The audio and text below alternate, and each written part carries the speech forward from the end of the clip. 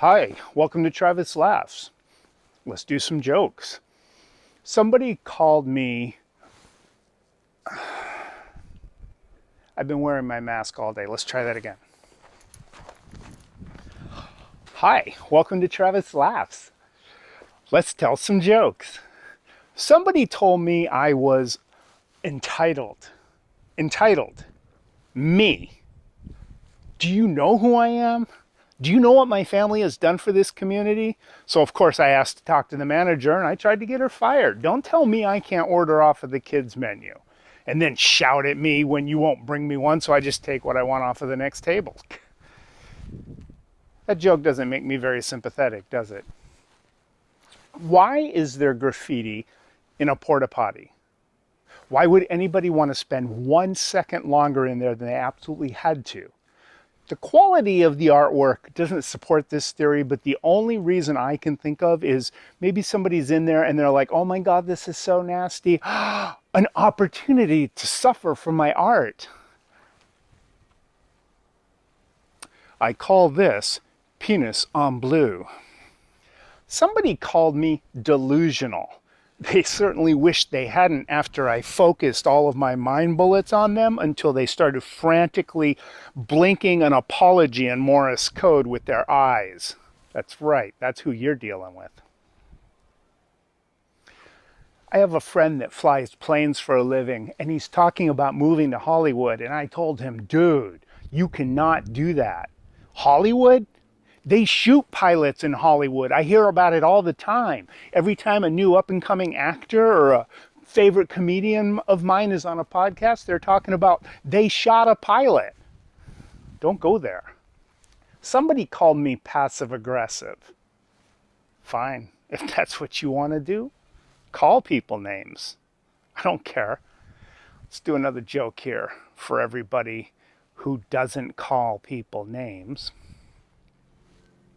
Do you ever get an insult that's so stupid you just dismiss it out of hand, but it's so weird that like a week later or a month later or 3 decades later, it's still bothering you? I had a guy tell me one time, yo, you look like the love child of two people who didn't and couldn't love each other. And 20-year-old Travis was all like, whatever, man. But to this day, I'll occasionally wake up in the middle of the night just like, ah! And my wife will wake up and go, what, stupid insult guy? And I'm like, and I think the takeaway message of this story is, if you're going to insult somebody, and you shouldn't because it's not nice, but if you're going to, make it weird so that it sticks with them. I bet when you got your first bike, nobody bothered putting a kickstand on it. Let me guess, nobody ever let you have a library card.